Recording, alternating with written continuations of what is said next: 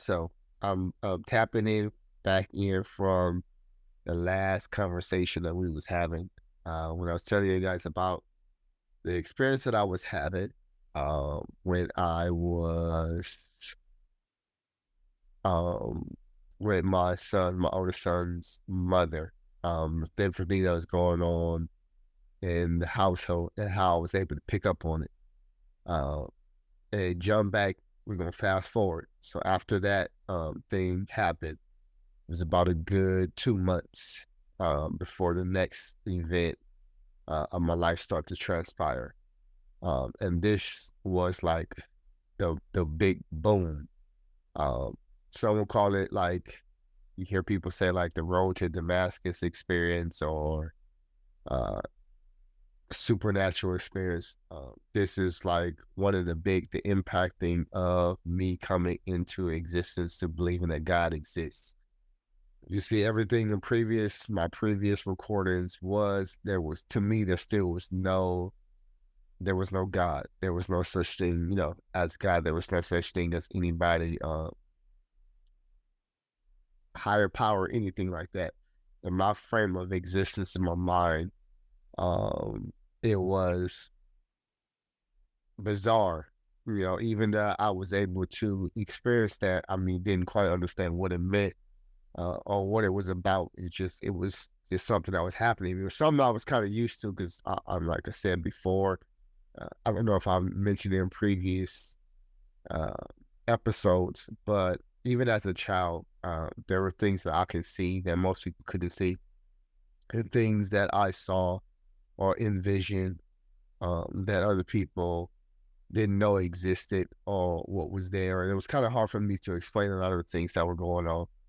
But even growing up, I remember one time when I was younger, I was playing I think it was playing hide and seek in the house. And I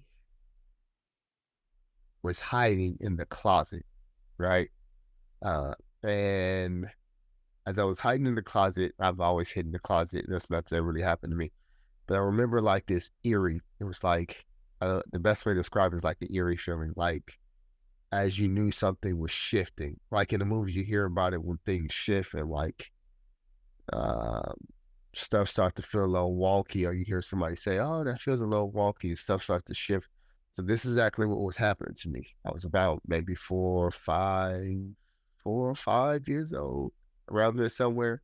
I remember being inside a closet and hiding, and as I was hiding from probably a family member, I don't remember if it's my family or my brother. Uh, I remember sitting there, the same closet, middle of the daytime that I've always been in, and it was nothing. Uh, and I remember when I got that eerie feeling, it was like I was prompted that something was near me that wasn't near me, or something that was near me that I couldn't see, um, or that wasn't there, but it was there. That makes any sense to anybody. But so sitting in the closet, and then when I got the feeling, I began to look up like I was prompted to look up above my head.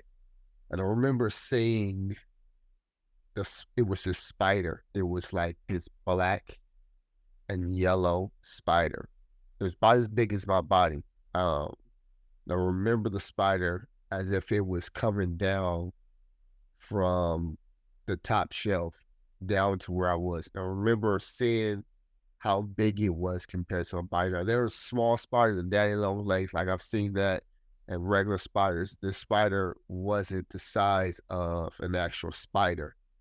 When it spreaded itself, it was probably half the size of my body at 4 years old. So it looked very massive, and it was coming down directly towards my face. And I remember darting out of the closet, uh, kind of rolling off. I had my 007 moment, my highlight moment, roll up out the little closet, boom, look back, and then there was nothing there. And I was like, what is that? Um, and I never really got answers for that, right? But this is like just giving you guys witness to me. Like I wasn't, um, or would you say I wasn't? unaware of spiritual things. Now, even at this moment, I wasn't quite aware what spiritual things were, like to be able to define what they were, but I wasn't a novice to being in a place and something happening that's supernatural. That doesn't really make sense. It doesn't really pan out for most people. And I remember going forth in that. I remember that same closet. I remember it's a couple of times that I'll walk towards that closet or been somewhere in that closet or near the closet, and then things that wasn't there actually started. Like I remember one time, I don't know if you guys remember I think it's Alvin, the little alien thing with the little wrinkly nose. I remember one time being close to the closet, daytime as usual. And most people have their nightmares, and it's always like, oh, nightmares and different stuff like this. I'm talking about me full-fledged awake and me seeing stuff like this. Most of my stuff happened. It wasn't in my dreams and stuff, not stuff that I dreamed about. But I remember like the little Alvin doll. It was at the top of the closet. I remember the little doll one time. It just like, it came to, right? It came, and like I said, go back, it wasn't something natural because it was the trance.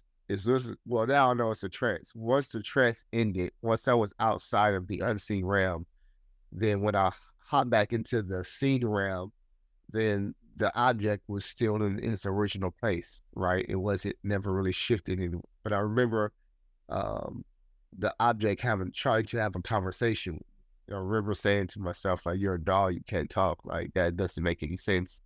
But I remember trying to have a conversation with me. And I remember me constantly trying to walk away from it because, like, I'm not about to talk to a doll, whatever. And I remember it was like it felt like 5 minutes, but to tell you the truth, probably about 30 seconds had passed. Like, I snapped in and out because I think somebody called my name. I think it's probably my mom or somebody called my name.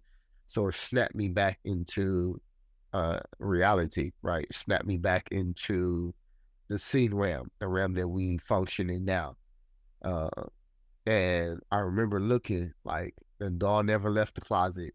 And I'm sitting there like, but I had to hurry up because my mom was calling, so I had to get up out of there, right? So that was going on. So that's just a small experience. I would talk about some other experiences that I had, but I'm gonna go back to really tapping into this experience, this road to Damascus experience that catapulted my life into where I am today. You'd be like, God doesn't exist. He's a figment of people's imagination, right? You hear people talking about Jesus, the white man, God, and all this other stuff, right? Most people were brought into religion. They believe they were brought into religion because people was forced into it because of slavery.